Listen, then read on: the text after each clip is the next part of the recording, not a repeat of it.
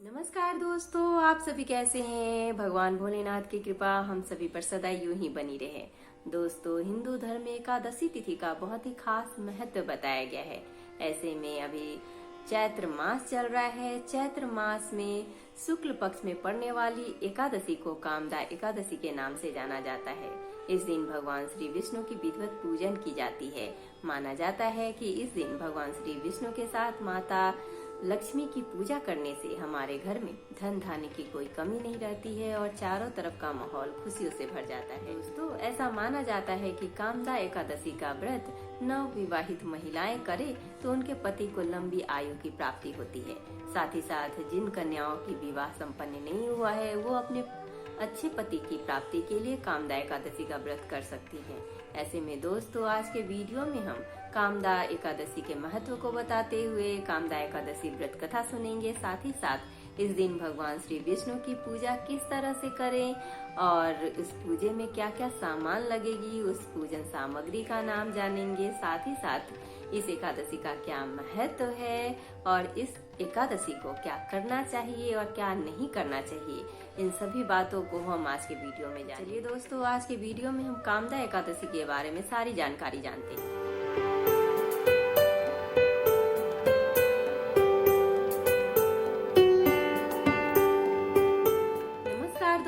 मैं शिल्पी आप सभी का तहे दिल से स्वागत करती हूँ अपने YouTube चैनल कथा कहानी शिल्पी की जुबानी में। दोस्तों, इस चैनल के माध्यम से मैं शिल्पी आप सभी को हर तरह की कथा और कहानी सुनाऊंगी। अगर आपको मेरी तरह कथा और कहानी सुनना पसंद है तो प्लीज हमारे चैनल कथा कहानी शिल्पी की जुबानी को सब्सक्राइब कर लीजिए। और हाँ दोस्तों, अगर आपकी भी कोई कथा और कहानी है जो मेरी जुबानी सुननी है तो हमें कमेंट बॉक्स में कमेंट करके जरूर बताइए। चलिए दोस्तों, बैठे बैठे क्या करें, करना है कुछ काम। सुनते हैं आज के वीडियो में कामदा एकादशी व्रत कथा लेके भगवान श्री विष्णु का नाम। धर्मराज युधिष्ठिर कहने लगे कि हे भगवान, मैं आपको कोटि कोटि नमस्कार करता हूँ।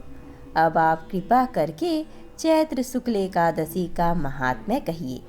श्री कृष्ण कहने लगे कि हे धर्मराज, यही प्रश्न एक समय राजा दिलीप ने गुरु वशिष्ठ जी से किया था और जो समाधान उन्होंने किया वो सब मैं तुमसे कहता हूँ। प्राचीन काल में भोगीपुर नामक एक नगर था। वहाँ पर अनेक ऐश्वर्यों से युक्त पुंडरीक नाम का एक राजा राज्य करता था। भोगीपुर नगर में अनेक अप्सराएं, किन्नर तथा गंधर्व वास करते थे। उनमें से एक जगह ललिता और ललित नाम के दो स्त्री पुरुष अत्यंत वैभवशाली घर में निवास करते थे। उन दोनों में अत्यंत स्नेह था, यहाँ तक कि अलग अलग हो जाने पर दोनों व्याकुल हो जाते थे। एक समय पुंडरीक की सभा में अन्य गंधर्वों सहित ललित भी गान कर रहा था। गाते गाते उसको अपनी प्रिय ललिता का ध्यान आ गया और उसका स्वर भंग होने के कारण गाने का स्वरूप बिगड़ गया। ललित के मन के भाव जानकर कारकोट नामक नाग ने पद भंग होने का कारण राजा से कह दिया। तब पुंडरीक ने क्रोधपूर्वक कहा कि तू मेरे सामने गाता हुआ अपनी स्त्री का स्मरण कर रहा है, अतः तू कच्चा मांस और मनुष्यों को खाने वाला राक्षस बनकर अपने किए कर्म का फल भोगेगा। पुंडरीक के श्राप से ललित उसी क्षण महाकाय विशाल राक्षस हो गया। उसका मुख अत्यंत भयंकर, नेत्र सूर्य चंद्रमा की तरह प्रदीप्त तथा मुख से अग्नि निकलने लगी। उसकी नाक पर्वत की कंदरा के समान विशाल हो गई और गर्दन पर्वत के समान लगने लगी। सिर के बाल पर्वतों पर खड़े वृक्षों के समान लगने लगे तथा भुजाएं अत्यंत लंबी हो गई। कुल मिलाकर उसका शरीर 8 योजन के विस्तार में हो गया। इस प्रकार राक्षस होकर वह अनेक प्रकार के दुख भोगने लगा। जब उसकी प्रियतमा ललिता को यह वृतांत मालूम हुआ तो उसे अत्यंत खेद हुआ और वह अपने पति के उद्धार का यत्न सोचने लगी। वह राक्षस अनेक प्रकार के घोर दुख सहता हुआ घने वनों में रहने लगा। उसकी स्त्री उसके पीछे पीछे जाती और विलाप करती रहती। एक बार ललिता अपने पति के पीछे घूमती घूमती विंध्याचल पर्वत पर पहुंच गई, जहां पर श्रृंगी ऋषि का आश्रम था। ललिता शीघ्र ही श्रृंगी ऋषि के आश्रम में गई और वहां जाकर विनीत भाव से प्रार्थना करने लगी। उसे देखकर श्रृंगी ऋषि बोले कि हे सुभगे, तुम कौन हो और यहाँ किस लिए आई हो? ललिता बोली कि हे मुने, मेरा नाम ललिता है। मेरा पति राजा पुंडरीक के श्राप से विशालकाय राक्षस हो गया है। इसका मुझको महान दुख है। उसके उद्धार का कोई उपाय बतलाइए। श्रृंगी ऋषि बोले, हे गंधर्व कन्या, अब चैत्र शुक्ल एकादशी आने वाली है, जिसका नाम कामदा एकादशी है। इसका व्रत करने से मनुष्य के सब कार्य सिद्ध होते हैं। यदि तू कामदा एकादशी का व्रत कर उसके पुण्य का फल अपने पति को दे, तो वह शीघ्र ही राक्षस योनि से मुक्त हो जाएगा और राजा का श्राप भी अवश्य में शांत हो जाएगा। मुनि के ऐसे वचन सुनकर ललिता ने चैत्र शुक्ल एकादशी आने पर उसका व्रत किया और द्वादशी को ब्राह्मणों को सामने अपने व्रत का फल अपने पति को देती हुई भगवान से इस प्रकार प्रार्थना करने लगी, हे प्रभु, मैंने जो यह व्रत किया है इसका फल मेरे पति देव को प्राप्त हो जाए, जिससे वह राक्षस योनि से मुक्त हो जाए। एकादशी का फल देते ही उसका पति राक्षस योनि से मुक्त होकर अपने पुराने स्वरूप को प्राप्त हुआ। फिर अनेक सुंदर वस्त्राभूषणों से युक्त होकर ललिता के साथ विहार करने लगा।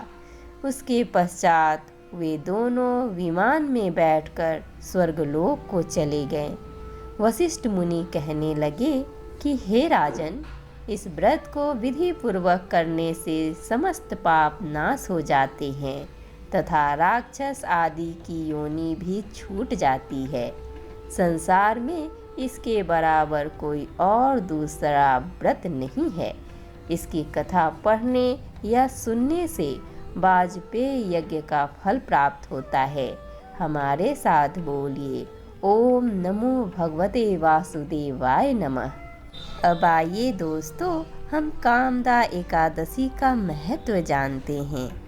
पुराणों के अनुसार कामदा एकादशी का व्रत जो भी मनुष्य सच्चे मन से रखता है, उसकी सभी मनोकामनाएं पूर्ण होती है। मान्यता है कि इस दिन जो भी व्रत करता है उसके समस्त पाप नाश हो जाते हैं और मृत्यु के बाद स्वर्गलोक की प्राप्ति होती है।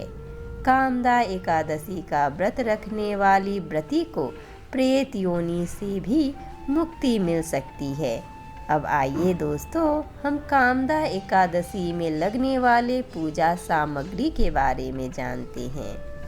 कामदा एकादशी पूजा में श्री विष्णु जी की मूर्ति, कलश, धान्य, लाल वस्त्र, पुष्पमाला, नारियल, सुपारी, अन्य ऋतु फल, धूप बत्ती, दीप, घी, पंचामृत, अक्षत, तुलसी दल, चंदन, लाल मिष्ठान, इन सभी चीज़ों की आवश्यकता पड़ती है। कामदा एकादशी पूजा विधि जानते हैं। कामदा एकादशी की सुबह जातक को स्नान आदि करके साफ कपड़े धारण करने के बाद कामदा एकादशी पूजा व्रत का संकल्प लेना चाहिए। इसके बाद भगवान श्री विष्णु जी की मूर्ति या प्रतिमा को चौकी पर लाल कपड़ा बिछाकर स्थापित करके पूजा अर्चना करना चाहिए। भगवान श्री विष्णु को फल, फूल, तिल, दूध, पंचामृत आदि पदार्थ अर्पित करना चाहिए। उसके बाद कामदा एकादशी पूजा व्रत कथा का पाठ करें या सुने। फिर भगवान श्री विष्णु के साथ माता लक्ष्मी की आरती करें। शाम को या रात्रि में 8 प्रहर निर्जला यानी कि बिना पानी पिए रहकर विष्णु सहस्त्र नाम या गीता का पाठ करें एवं भजन कीर्तन करें। कामदा एकादशी पूजा व्रत में ब्राह्मण भोजन एवं दक्षिणा का बड़ा ही महत्व होता है। अतः द्वादशी तिथि को ब्राह्मणों को भोजन करवाकर दक्षिणा सहित विदा करने के बाद ही भोजन करें। इस प्रकार जो चैत्र शुक्ल पक्ष में कामदा एकादशी का व्रत रखता है उसकी सभी मनोकामनाएं पूरी होती है। अब आइए दोस्तों, हम जानते हैं कि कामदा एकादशी के दिन क्या करना चाहिए और क्या नहीं करना चाहिए। शास्त्रों का कहना है कि जो मनुष्य इस कामदा एकादशी का व्रत को रखते हैं उन्हें सदाचार का पालन करना चाहिए। जो यह कामदा एकादशी पूजा व्रत नहीं भी करते उन्हें भी इस दिन लहसुन, प्याज, बैगन, मांस, मदिरा, पान सुपारी और तंबाकू से परहेज रखना चाहिए। कामदा एकादशी पूजा व्रत रखने वाले को 10वीं तिथि के दिन से ही मन में भगवान श्री विष्णु जी का ध्यान शुरू कर देना चाहिए। वैसे तो हमेशा भगवान श्री विष्णु की कृपा प्राप्त करने के लिए उनका ध्यान करना चाहिए और उनका पूजा पाठ करना चाहिए और उनकी कथाओं का वाचन और श्रवण करना चाहिए। मूली, मसूर दाल के सेवन से परहेज रखना चाहिए और भगवान श्री विष्णु का नाम यूं ही लेते रहना चाहिए। हमारे साथ बोलिए, ओम नमो भगवते वासुदेवाय नमः। भगवान श्री विष्णु अपने सभी भक्तों पर अपनी कृपा बनाए रखें।